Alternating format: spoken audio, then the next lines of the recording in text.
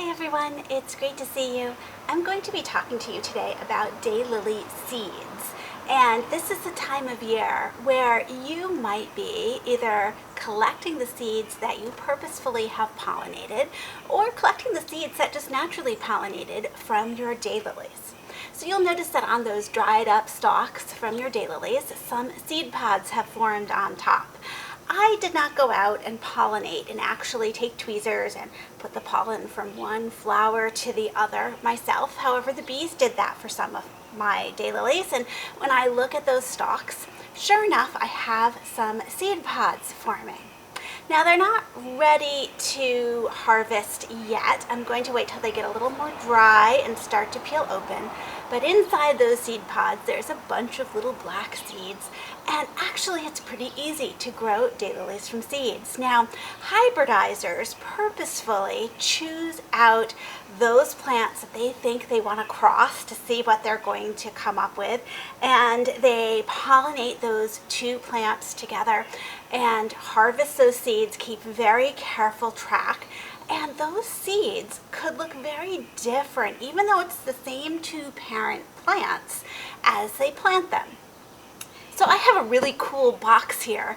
Even though I didn't do that, some of the hybridizers out there offer you to purchase the seeds that they have already crossed for you. Or even better, like in this box, the plants that they've already grown from those seeds that they have crossed.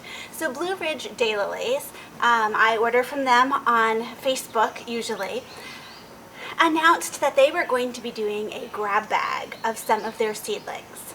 And they had a spider daylily grab bag, they had an orange daylily grab bag, they had a red daylily grab bag, and I'm a sucker for grab bags. This just seems like such a fun way to not only get a deal on some daylilies, but to have something that nobody else is going to have.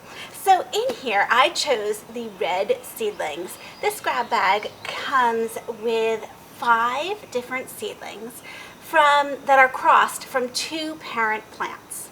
So the first parent plant is Chaparelli Pink and Lucy in Disguise. So those 2 plants were crossed to be one parent, and the other parent is Tears of a Clown. Now, Chaparelli Pink is a beautiful fuchsia rose with a lighter pink watermark in the center, a ruffled gold edge. It is a beautiful plant in and of itself. And that daylily was crossed with Lucy in Disguise, also a ruffled rose, beautiful daylily. It says it has violet midribs and a white to gold edge, and the white edge becomes wider as the season progresses. So right away I'm like, oh, those are 2 daylilies that I really like. And that daylily was crossed with Tears of a Clown, which is a rose red bitone. Bitone meaning that 3 of the petals are darker, 3 of the petals are lighter, sort of giving it a striped look.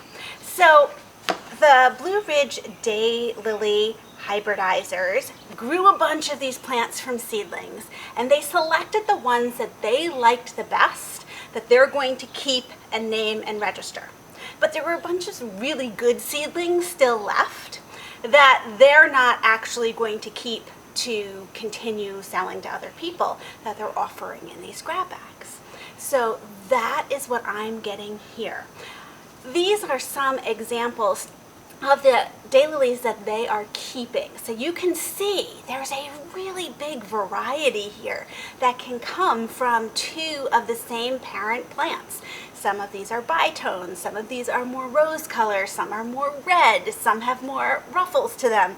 So the cool thing about this is that for these plants, I now have all the seedlings that go with this particular, all the fans that go with this particular seedling, and they said there'd be at least 5 fans in a clump, and I now own the rights to these. So I could actually go and register them and name them. Now, I don't really plan on doing that. I'll probably give them fun names for in my yard, but it does open up some possibilities, and it makes me think that this might be something that I'm interested in doing in the future.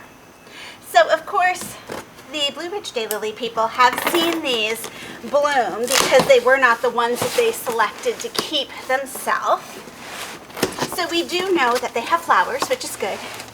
And we do know that they're in the red variety here. So they come just like their others, all wrapped up, and this is a really nice big clump, and they've just labeled it the red seedling, and I know what the 2 parent plants are here.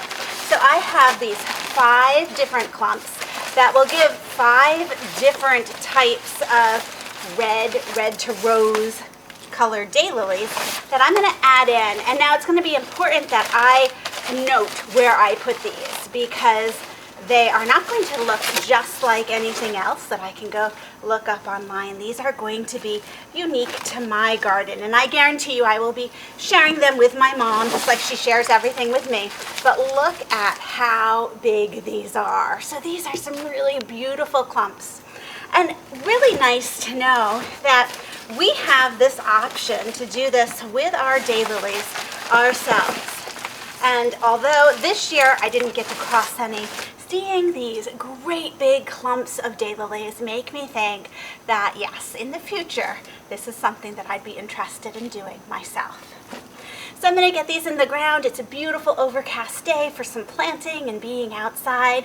And consider, as you're looking in your garden, keep your eyes open for those daylily seed pods, because you probably already have some seeds that you could start, and who knows what type of flower you would get.